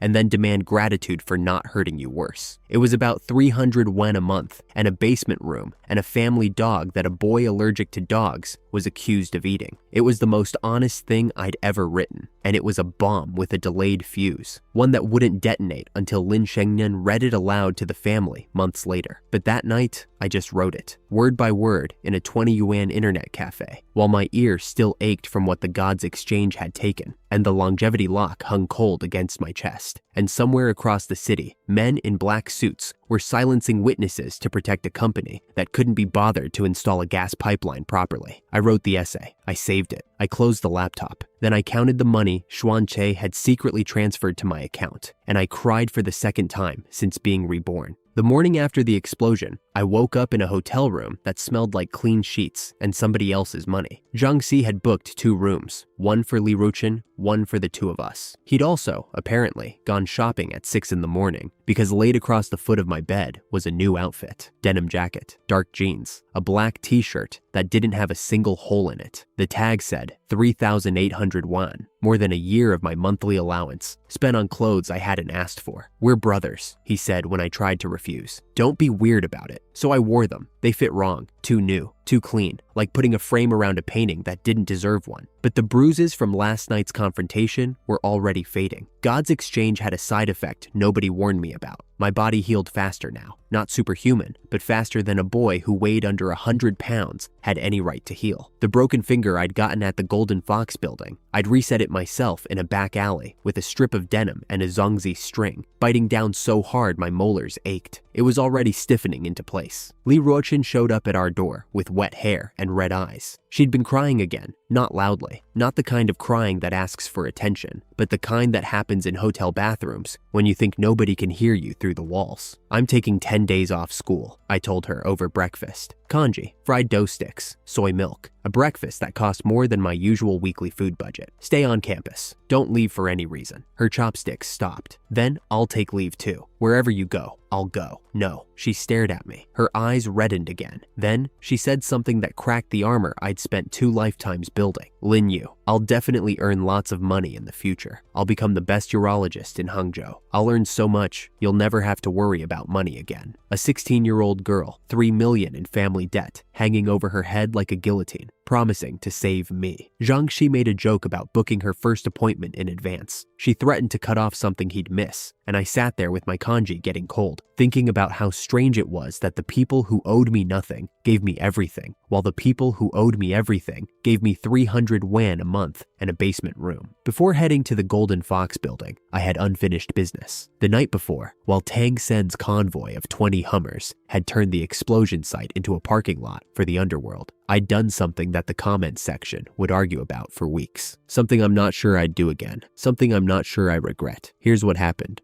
When Tang Sen arrived at the explosion site, the mustache man, the same one behind what had happened to the excavator driver and construction team leader hours earlier, had dropped to his knees like a puppet whose strings got cut. 50 thugs knelt behind him. The Dingcheng group paid millions in annual membership fees to Fox Way. Tang Sen was one of the 4 guardians. The math wrote itself on every thug's face in real time, but I wasn't there for the mustache man's criminal charges. That was Lin Shengnan's jurisdiction, and she was already cataloging evidence with the focus of a woman who decided that justice was more important than family politics. I was there because the mustache man had harassed Li Rochin a week earlier, and because 50 men had roughed up my sisters while a signal jammer killed every phone signal within a kilometer, and because, this is the part that matters, Lin Tianyang was watching from a wonton shop 100 meters away. My super perception caught him. The gods' exchange had given me senses that operated on a different frequency. I could feel his hateful gaze boring into my back like a cigarette burn, could practically smell the designer cologne wafting from his hiding spot. He'd come to watch, not to help, not to rescue his sisters, to watch. In my past life, he'd done the same thing. Every time I was beaten, every time I was punished, he'd been nearby, close enough to see, far enough to deny. The hidden smile from that first day, the one I'd filed away like a blade in a book. That was who Lin Tianyang was. A boy who fed on other people's suffering the way some people feed on applause. So, I made a decision. When the mustache man chased me down afterward, terrified of Tang Sen's retribution, offering money and favors, and anything else a desperate man offers, the person standing between him and oblivion, I gave him a simple instruction. See the boy in the wonton shop? Designer clothes, thin lips, about 180. When he comes over to play hero for his sisters, and he will, because that's all he knows how to do, handle him. About the same as you handled me. The mustache man blinked, then nodded. Was it wrong? Maybe. Probably. Lin Tianyang was 16 years old and weighed about as much as his ego. The mustache man had fists like cinder blocks and 50 thugs responsible for what had happened to 2 people that night. But here's the thing about moral high ground. It doesn't keep you warm at night. And Lin Tianyang had spent 4 years orchestrating my beatings from the shadows, framing me for the dog, planting the watch accusation, whispering to Lan Lin until she saw a monster instead of her son. Every bruise on my body had his fingerprints underneath, even if his hands were always clean. I left with Li Rochin and Zhang Shi. Didn't look back when Lin Xian screamed after me to stay. 20 minutes later, Lin Tianyang made his entrance. Rushed in like a prince rescuing a damsel, shouting his sister's names with exactly the right amount of panic in his voice. The mustache man put him down with 1 strike. Then, 50 men closed in. 20 minutes. That's how long it lasted. The mustache man checked his watch, timed it to match my ordeal down to the minute. When it was over, Lin Tianyang had lost a tooth. His face was swollen beyond recognition. His designer clothes were shredded, and he'd broken down on the pavement. He'd cried, offered money, offered his sisters, told them to take Lin Xian if they'd just leave him alone. Lin Shengnan heard that. Through her own bruises, through her own shaking hands, she heard the golden boy of the Lin family offer to trade his sister for his own safety. And she said one word: coward. When the Lin family found out, the reaction was predictable. Lan Lin cradled Lin Tianyang's bandaged head and screamed about revenge. Lin Yuan called my number, blocked. He tried again, still blocked. Then he announced he'd cut my tuition, which was 300 yuan a month, which was less than what Lin Tianyang spent on hair products. But when Lin Tianyang revealed the attackers were from Dingcheng Group, Lin Yuan went quiet. Dingcheng had nearly 100 billion in assets. The Lin family had less than 50 billion, and Lin Yuan had been trying to cooperate with Dingcheng on the explosion's aftermath. Picking a fight with them over his adopted son's bruises was bad business, so he dropped it, told Lin Tianyang to rest, went upstairs. Lin Tianyang sat in his mother's arms, wrapped like a mummy, and understood for the first time what it felt like to be disposable. To have your pain weighed against a business deal and found wanting. To discover that the family that called you son would trade your justice for a handshake with the people who beat you. Welcome to my world, Tianyang. The Golden Fox building was 42 stories of tinted glass and quiet money in the financial district. Tang Sen drove me to the top floor, where Ming Tang's office occupied the entire level. Floor-to-ceiling windows, calligraphy scrolls on the walls, a desk the size of a small car, and behind that desk, a wheelchair. Ming Tang was thinner than I expected, mid-50s, silver-streaked black hair swept back from a high forehead, sharp cheekbones above a courteous half-smile that never quite reached his eyes. His suit was immaculate, his shoes were polished, his legs were gone, both of them, lost above the knee. The wheelchair was custom, black, probably worth more than the hotel room I'd slept in. He looked at me the way a chess player looks at an unfamiliar opening, interested, cautious, already calculating 3 moves ahead. The negotiation lasted an hour. He offered me an executive director position with a salary that would have solved every problem I'd ever had. I said no. He offered 5 million yuan for 3 future favors. I said no again. He increased the offer to 10 million. My answer didn't change. I'm not interested in the underworld, I told him, and I don't sell futures. Ming Tang studied me for a long time. That half smile never flickered. Behind a silk screen at the edge of the room, a tall figure stood perfectly still. Qi Wushang, the blind seer. He'd been listening the entire time. What I got instead was a loan, 600,000 yuan, loaded onto a black card, with interest terms that would have made a bank blush. It was predatory. It was also the only money anyone was offering me without strings shaped like handcuffs. I took it and left. After I walked out, Qi Wushang stepped from behind the screen, tall, straight-backed, dressed in a tailored suit and tie, his blind eyes aimed at nothing and seeing everything. Ming Tang asked him what he thought. I know what Qi Wushang said, because Ming Tang told me later, months after the dust settled. The blind seer had detected my lies. I'd claimed I needed 0.3 of a second to react to a threat. The real number was 1/10. I'd said there were 4 people behind the screen. There were 5. Small deceptions, but Qi Wushang read them the way a jeweler reads flaws in a diamond. Empty fate, Qi Wushang had said. This boy has nothing, no wealth, no backing, no family, no safety net, only his destiny, and a man with nothing to lose is the most dangerous thing in the world. Ming Tang smiled at that. Then he sent 2 Eagle Path experts to shadow me, not because I needed protection, but because he wanted me to know we were allied. A gift wrapped in surveillance. That same week, in an apartment across the city, Lin Shengnan pinned a whiteboard to her living room wall. She'd checked into a hotel the night of the explosion to avoid the family atmosphere, but now she'd gone back to her own place. The one the Zhao family connections had helped her get. The one that smelled like coffee and case files. Lin Xian showed up at her door with a box of documents and dark circles under her eyes. They built the case. Not for court, not yet. For truth. Lin Shengnan mapped it on the whiteboard like a crime scene. The 300 yuan monthly allowance, below the poverty line for a child in a family worth 50 billion. The basement room, no windows, no heating, while Lin Tianyang slept in a bedroom with imported Italian furniture. The dog allergy, medical records proving the core accusation was physically impossible. The 10% 50% share transfer, Lin Yu's inheritance, quietly moved to Lin Tianyang's name, while Lin Yu ate dried radish and wore the same jacket through every season. Lin Xian cross-referenced the legal statutes, property law, child welfare codes, inheritance rights. Every line of evidence connected to a line of law, and every line of law pointed in the same direction. If this goes to court, Lin Xian said, we win. Lin Shengnan uncapped a red marker and drew a line from the share transfer to Lin Tianyang's name. It's not about court, it's about making them see what they did. Two sisters, one a cop, one a lawyer, both raised in a house where a boy was neglected and punished for 4 years while they looked the other way. Now they were building the weapon that would tear that house apart. Meanwhile, I sat in a 20 WAN internet cafe and started building a different kind of weapon. The game was called Awesome, a simple mobile game based on a memory from my death vision. In the future I'd already lived, a nearly identical game had earned hundreds of millions. The mechanics were basic: tap, sort, solve. But the dopamine loop was engineered with the precision of a surgeon. I knew the code because I'd played it 1,000 times in a life that hadn't happened yet. 600,000 win from Mingtang's loan, 2,000 loaded onto the internet cafe card, 10 days of leave from school, and every algorithm, every engagement hook, every monetization trigger already mapped in my head like a blueprint drawn by a dead man. My fingers moved across the keyboard. The code took shape. Outside, the city hummed with the aftermath of an explosion that had cost 45 lives, and somewhere across town, two sisters were assembling the evidence that would dismantle a family, and somewhere in a mansion, a golden boy was learning what it felt like to be broken and abandoned by the people who claimed to love him. And I sat in the glow of a monitor, building a game that would make me rich enough to never need any of them again. The longevity lock hung cold against my chest. Qi Wushang's words echoed in my skull like a bell struck in an empty room. Empty fate, nothing but destiny. He wasn't wrong. 10 days in a 20 WAN internet cafe, and the game was done. Not done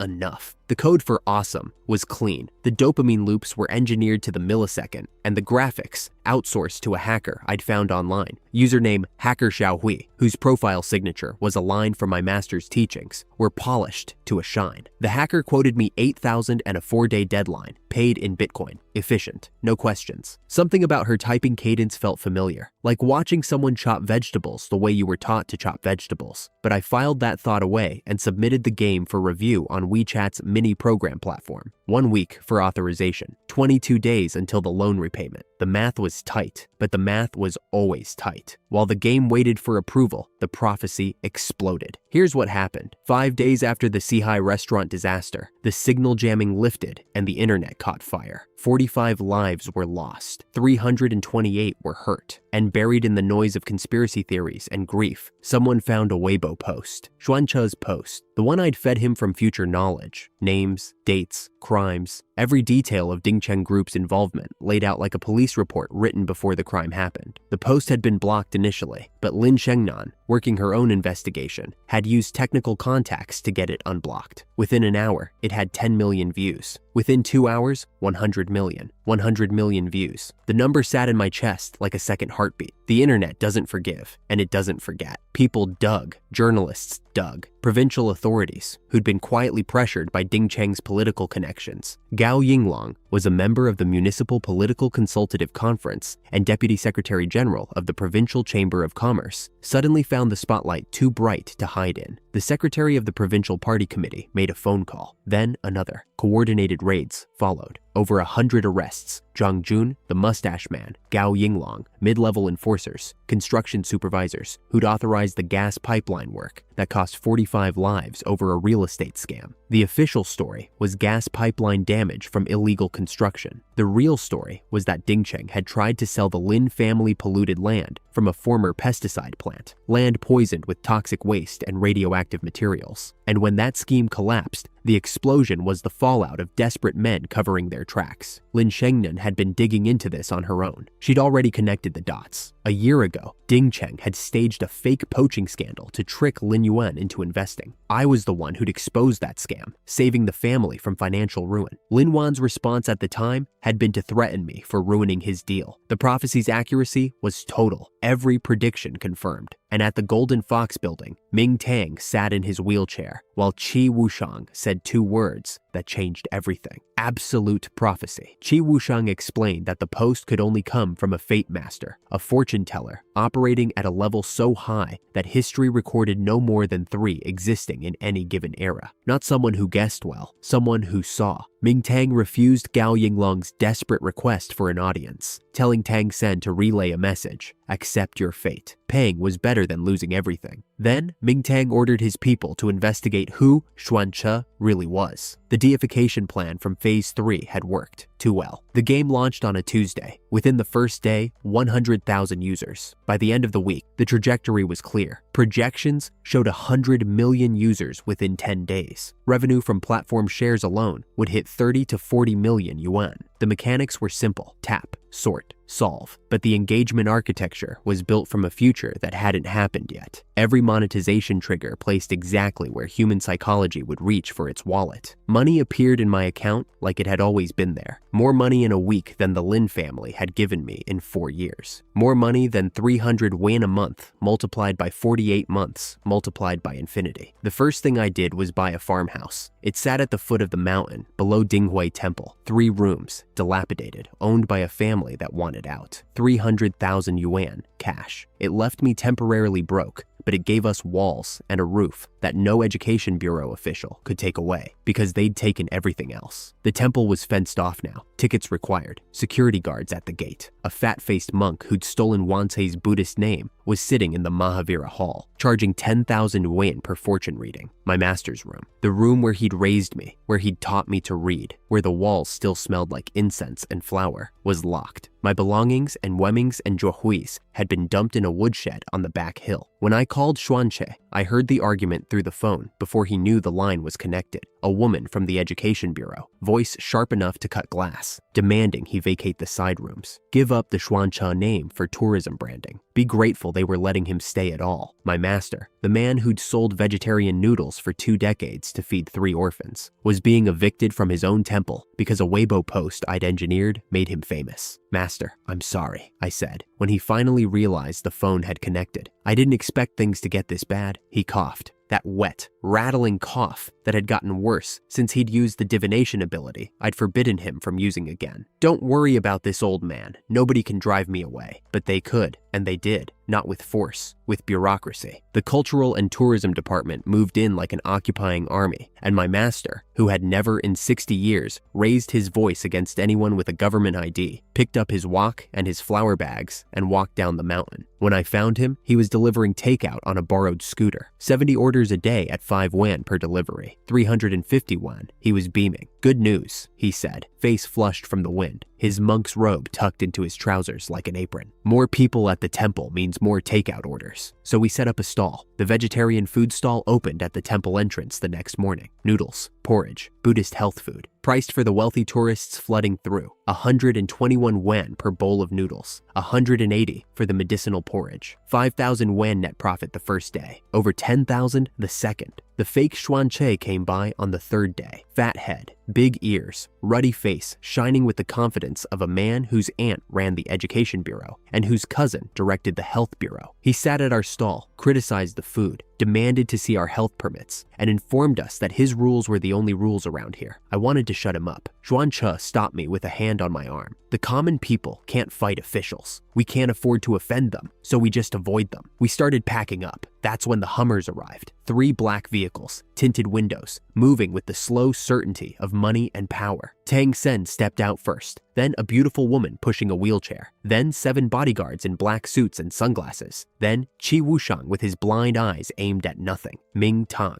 the fake Xuanche, ran toward the convoy, waving his arms, ready to ingratiate himself with whoever was most powerful in the room. Tang Sen told him to get lost with a single word. Boss, Ming Tang called out to Xuanche. Don't leave yet. I want a bowl of noodles. My master's hands trembled, but he lit the portable stove, and I started the fire, and he made 12 bowls of noodles for 12 people, while the most powerful underworld boss in eastern China sat in his wheelchair and waited patiently. What happened next was efficient and merciless. Ming Tang asked the fake fortune teller about a doom prediction the man had sold him for 100,000 yuan. Then, Ming Tang smiled and said he had his own method for averting doom predictions. He nodded at Tang Sen. Tang Sen took the fake monk down with a single kick. While the man cried out and his security guards rushed forward, only to be subdued by Ming Tang's bodyguards in seconds. Qing Yu was already on the phone. 3 calls. Director Zhao, Secretary Wang, the aunt who ran the Education Bureau, the cousin at the Health Bureau. An investigation launched before the fake monk could catch his breath. Corruption has short roots when someone with real power decides to pull. Then came the noodle negotiation. Ming Tang wiped his mouth, declared the noodles delicious, and asked for the bill. Xuanche waved his hand. No charge. It was an honor. Ming Tang insisted. Xuanche held up 2 fingers. 20 yuan per bowl. Ming Tang heard 2,000. Not expensive, Ming Tang said, reaching for his wallet. The fake monk, still on the ground clutching his knee, protested about price discrimination. Xuanche had charged him 121 per bowl. Tang Sen silenced him with one more strike. It took 4 minutes of increasingly absurd negotiation before the misunderstanding was resolved. Ming Tang settled on paying 120 yuan per bowl for 12 bowls, 1,440 yuan total. He placed the money on the table with the gravity of a man signing a treaty. Fair price, he said. I don't eat free meals. Then he looked at Xuanche, and his expression shifted. The courteous half-smile fell away, replaced by something raw and unguarded. Qi Wushang had described it later as the look of a man gazing at someone he'd lost long ago. Ming Tang's connection to Xuanqi was personal, not business, not strategy. Something deeper, something older, something that explained why the most dangerous man in the city had driven 3 Hummers up a mountain to eat 20 yuan noodles and handle a fake monk. Xuanche felt it too.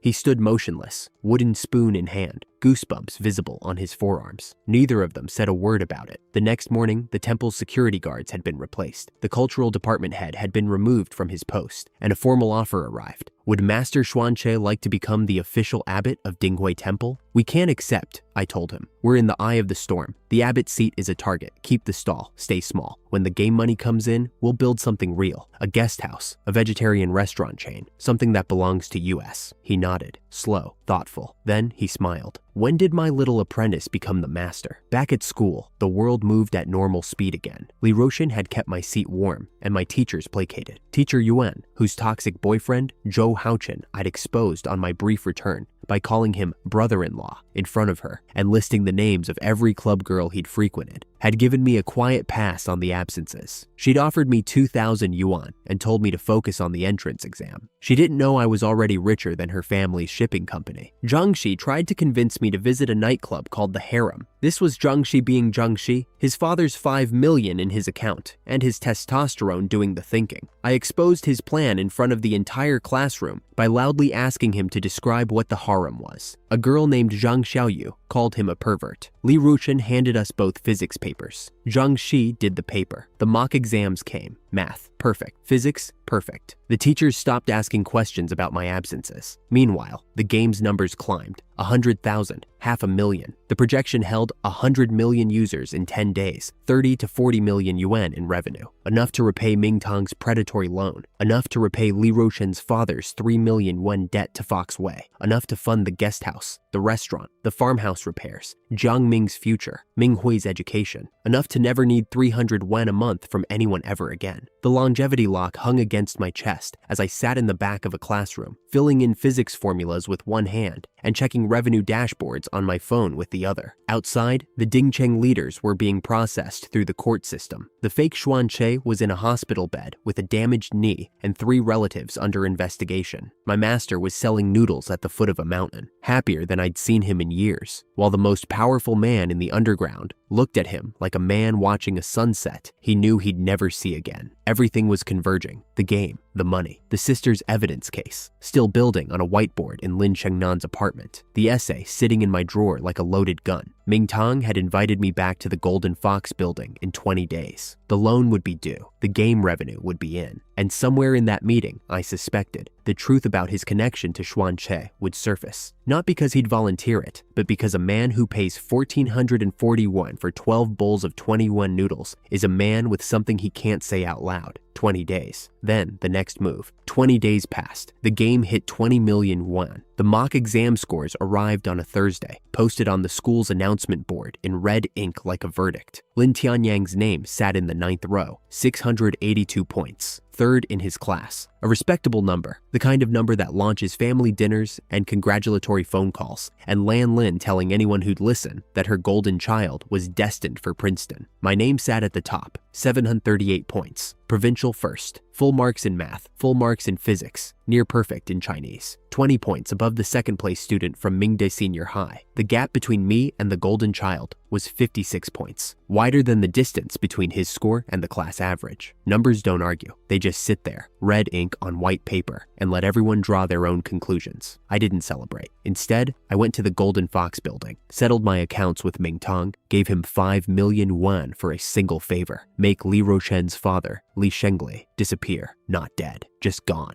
arrested, investigated, locked away from a daughter he'd sold and abandoned. Ming Tong nodded like a man who understood the mathematics of hatred. I also hate men like that, he said, and I believed him. The deal was clean. No future promises bought, no strings except the obvious one, that someday, if I ever moved against him, I'd trade that action for something of equal value. He suppressed a smile, not because it was funny, but because it meant I'd never be his enemy for free. That same week, 300 kilometers away, the Lin family held a celebration dinner. Lin Tianyang's 682 had earned him a feast. Lan Lin had ordered the chef to prepare 12 courses. She held her British short-hair cat in one arm and praise in the other, distributing both with the generosity of a woman who believed she'd raised a genius. Lin Tianyang performed his modesty routine, head bowed, voice soft, saying he could have done better. He'd misread one question. He was so sorry. Lan Lin ate it up. Lin Yuan nodded with the satisfaction of a man whose investment was paying dividends. Then Lin Wanner came home. She'd been away filming, douyin content, folk songs, celebrity appearances, sweet voice, innocent face, the kind of daughter who asked questions because she was genuinely curious, not because she was trying to start a war. She settled onto the sofa cross-legged, playing Awesome on her phone, half listening to Lan Lin's praise. "Where's Lin Yu?" she asked, not looking up from the screen. "He's a senior too, right? How did he do on the mock exam?" The room went silent, the kind of silence that has edges. Lan Lin's face contorted. She launched into the familiar litany. That unfilial beast, that dog killer, that peeping deviant. The charges were old and rehearsed, delivered with the conviction of someone who'd repeated them so often, she believed they were true. Lin Xian spoke up. Quietly at first, then louder. She started with facts. The dog allergy. Lin. You couldn't have killed a dog he was medically incapable of touching. The theft accusations. No evidence, no police report, no missing items. The peeping charges. A single unverified claim that had never been investigated. Then she dropped the number that broke everything open. 300 yuan. The words fell into the room like a stone into still water. Lin Wanner's eyes went wide. 300 yuan a month. That was Lin Yu's total allowance. Tuition, food, transport, clothing, everything. 300 yuan to survive in a city where a single lunch cost 40. 300 yuan while Lin Tianyang had 50,000, a Maybach, and a bedroom the size of most apartments. My God, Lin Wanner whispered. How is anyone supposed to live on that? Lan Lin didn't answer the question. She answered it the way she answered everything, with her nails. She flew at Lin Xian, scratching her face, screaming that she was a liar, a traitor, an ungrateful wretch. Lin Wanner pulled them apart. Lin Xiaotong walked in from the hallway, got scratched, trying to intervene, and assessed the situation with the tired eyes of a corporate manager watching a hostile takeover. Lin Tianyang made his move. The performance was flawless. Tears streaming, voice breaking, offering to leave the family so everyone could be happy. It's all my fault. I should go instead. I hope in my next life, I can be reborn as your real son. Lin Xian, Lin Xiaotong, and Lin Wanner watched this display with 3 different expressions that all meant the same thing. Afternoon soap operas had better acting, but Lan Lin and Lin Yuan bought it. The tears worked the way they always worked, like a key in a lock designed to open only from the inside. Lan Lin lost it completely, banging money against her forehead, wailing that everyone had turned against her. Lin Yuan's last thread of rationality snapped. He slapped Lin Xian across the face. The sound was sharp and flat, like a book dropped on a marble floor. The room went completely still. Lin Xian didn't cry, didn't flinch. She stood there with her left cheek turning red, and her eyes, the eyes of a 28-year-old lawyer who had just been struck by her own father for telling the truth, went cold. "Thank you," she said. "A lawyer's letter will be on your desk tomorrow morning. I'm suing for property division. My shares, Lin Shengnan's shares, and the 10% you stole from Lin Yu and gave to your golden child." Lin Shengnan arrived 30 minutes late, in full police uniform. She took one look at Lin Xian's swollen face and pulled her into her arms. "I'm here. I'm sorry I'm late." Then she turned to the room and did what she came to do. She told them the score, 738. Provincial first. Full marks in math and physics, 20 points above second place. The son they'd punished and neglected and given 300 wen a month was the top science student in the province. And the son they'd given everything had scored 56 points below him. Lan Lin screamed that it was impossible. She insisted all Chinese universities were garbage anyway, that Lin Tianyang had arrangements for Princeton. Lin Wanner pointed out that 738 meant full scholarships, honor student status, national recognition, the kind of number that doesn't care about your mother's opinion. Lin Xiaotong spoke. Shengnan, she said quietly. You said his essay scored near perfect. Can you read some of it? Lin Shengnan reached into her jacket and unfolded 2 pages. The essay was called Self-Righteous Love. I'd written it months ago, during a period when the words had come out of me like bleeding. Not because I wanted to write, but because I couldn't not write. It was about a family that loved someone the way a cage loves a bird, with structure and certainty, and the absolute conviction that the bird should be grateful for the bars. Lin Shengnan read it aloud, every word. I used to think that only romance and beauty were beautiful, that love meant grand gestures and tearful reunions. Unfortunately, I was wrong. There is a kind of love in this world called self-righteousness. The love that says, I know what's best for you, while crushing everything you are. The love that calls itself sacrifice, while demanding your silence. The love that holds you underwater and calls it baptism. The room didn't breathe. Lan Lin's face crumbled like wet clay. Lin Tianyang looked away, not from shame, but from calculation, already working out how to use this against me later. Lin Yuan's hands hung at his sides, opening and closing on nothing. Lin Xiaotong caught Lin Shengnan's eye and winked, once, subtle, the kind of signal that says, you've done enough, get out while you can. Lin Shengnan put the essay away and announced she was leaving. Lin Xian stood up beside her, face still swollen, voice steady as a courthouse. I'm leaving too, and I'm filing for property division. My shares, Shengnan's shares, and Lin Yu's 10% that was illegally transferred to Lin Tianyang. The documents exist. Grandfather signed them. They have legal effect. Lin Xiaotong turned to Lin Yuan with the precision of a woman who had been waiting years for this moment. Dad, she said, those share allocations were made when grandfather was alive. They're in black and white. They're legally binding. I thought you should know that before the lawyers arrive. She wasn't leaving. She was staying. The eldest daughter, the quiet architect who winked at the rebellion while keeping her hands clean. Every family revolution needs someone on the inside. Lin Wanner stood by the window with tears running down her cheeks. She didn't leave. She didn't speak. But when Lin Shengnan paused at the door, Wanner looked at her with an expression I'd later learn meant, I'm sorry I didn't understand sooner. Third sister, Lin Shengnan said softly, come to my place another day. I'll make you those roasted cicadas you like. Then they were gone. Lin Shengnan and Lin Xian walked out together, the door closing behind them with a sound like a book being shut for the last time. Lan Lin screamed that they'd never come back. Lin Yuan said it was all just a show. Lin Tianyang hugged Lan Lin and sobbed that it was all his fault, that he should be the one to leave, his voice cracking with the practiced vulnerability of a child who had learned exactly which tears opened which doors. 15 minutes later, I appeared at the Lin family door. It had been months since any of them had seen me up close. The boy they remembered was 5'6", 90 pounds, dressed in a wrinkled school uniform that hadn't been washed in a week. The person who stood in their doorway was 4 centimeters taller, fuller in the face, dressed in clean denim, with eyes that looked through them the way you look through a window that's no longer your concern. No one spoke. Even Lan Lin's mouth closed. I walked to the coffee table, set down a stack of cash. 100,000 wen, 4 years, 2 months, and 7 days, I said. 27,986 wen in total expenses, food, tuition, and the 15 square meter basement. 47,280 wen in interest, calculated using Foxway's 9 out of 13 returns rate. The remainder is compensation for emotional damages. Every yuan accounted. I looked at Lin Yuan, then Lan Lin, then Lin Tianyang, not with anger, not with sadness, with the clarity of someone looking at a debt ledger that had been settled in full. We're done, I said. Then I walked out. Behind me, Lan Lin said something about never coming back. Lin Yuan called it a performance. The door closed. I didn't look back. The Sichuan restaurant near school was half empty at 6 in the evening. The fat owner greeted me at the door and told me that Zhou Haochen, the man Tang Sen's people had dragged away months ago, had met a very final end. Officially, debt and an affair. Unofficially, men who cross Fox Way tend to run out of time. I sat in the back booth and called Zhang Shi and Li Ruochen to join me for dinner. Then my phone buzzed. A WeChat message from Xuan Che. Just one line. The gentleman uses his moral character to carry forward his abilities and uses his abilities to serve the people cautiously. Then the call came. His voice was gentle and terrible, the way it always got when he was about to tell me something that would hurt. You may have felt it too, that you are different from others. Yes, you have inherited the legacy, the second tribulation of the fourth cycle. From this day forward, you will have no love, no affection, no wealth, no power, no form. You will live with poverty, toil, illness, loneliness, and suffering. This is not a punishment. This is the path. A pause. His cough rattled through the phone like something breaking loose inside him. I'm sorry, Yor. This legacy cannot be lost. The longevity lock shifted against my chest as I breathed. That small gold pendant, the only thing I'd kept from the Lin family, the only gift that had been given without expectation or cruelty, hung against my skin the same way it had since the day I walked out of that house. Everything else from that house I'd returned or destroyed. But the lock stayed, because some things aren't about the people who gave them. They're about what you choose to carry. Master, I said, I don't want wealth or status. All I need is you. Even if this is an exchange, I won't lose out. He was quiet for a long time. Then, when did my little apprentice become wiser than his old master? That evening, I transferred 1 million yuan to Zhang Ming's account and 10 million to Ming Hui's. The calls were simple. Zhang Ming thought I'd lost my mind after the exam and asked if I was paying with real money. Ming Hui screamed in my ear, accused me of selling a kidney, then discovered that I was the anonymous client, Xing Niu, who'd hired her for the game graphics, the job she'd bragged about earning 80,000 from. Impossible, she yelled. That client was an idiot. You're smart, brother. Same person, I said. No, the coding was terrible. That was the disguise. She went quiet for exactly 2 seconds, which was the longest Ming Hui had been quiet since learning to speak. On Saturday, they all came. Zhao Qi arrived first, Zhang Ming's classmate, license plate Zhejiang A0008, the kind of plate that costs more than most people's houses. She had a scholarly air and a refined smile that couldn't quite hide how many questions she was filing away about my family situation. When she asked Zhang Ming in a whisper why a wealthy family would reject their own son, Zhang Ming's jaw tightened, and he said, because they're the kind of rich people who deserve to cry. Then Ming Hui arrived and tackled me in a hug that knocked the wind out of me, while Li Ruochen watched from 3 feet away with the expression of a woman performing advanced threat assessment. Zhang Shi helped Xuan Che close the food stall. Li Ruochen swept the courtyard. Zhang Ming carried water from the well. Ming Hui complained about everything and helped with nothing, then somehow organized the entire table setting in 4 minutes flat. We sat around the stone table in the farmhouse courtyard, the one Xuan Che had built from an old millstone base, and ate together. Vegetarian noodles, pickled vegetables, and medicinal porridge that Zhang Shi kept tasting and retasting with the focus of a natural-born chef deconstructing a master's recipe. This courtyard, I said, looking at the sagging roof and cracked walls, is going to be a guest house. Dinghui Temple draws pilgrims. The mountain draws tourists. We have the land, we have the traffic, and we have the best cook in the province. I looked at Wanche. 2 best cooks. You're insane, Zhang Xi said, grinning so wide his pockmarks disappeared. I'm in. Ming Hui leads the project, I said. She froze mid-bite. Me? I just got my ID card. Then you'll have something to put on your resume. The evening sun hit the temple roof above us, turning the tiles gold. Xuan Che sat at the head of the table, not eating, just watching. The way he watched when he was memorizing a moment, he was afraid he'd lose. This was the family, not the one that had given me 300 yuan a month and a 15 square meter basement, not the one that had punished me for asking for steamed buns and called it love. This one, built from noodles and nosebleeds and a longevity lock I refused to take off. The destiny said poverty, loneliness, and suffering, and maybe that was true. The game money would flow through my hands like water. The lock on my chest would outlast every fortune I made, and the path of a fate master demanded that I carry the weight so others didn't have to. But sitting at that table, watching Zhang Shi argue with Ming Hui about noodle thickness, while Li Ruochen quietly refilled Xuan Che's tea, and Zhang Ming told Zhao Qi the story of how a monk raised 3 orphans on vegetarian food and fortune-telling, I thought the destiny had miscalculated. Poverty is when you have nothing. I had everything that mattered.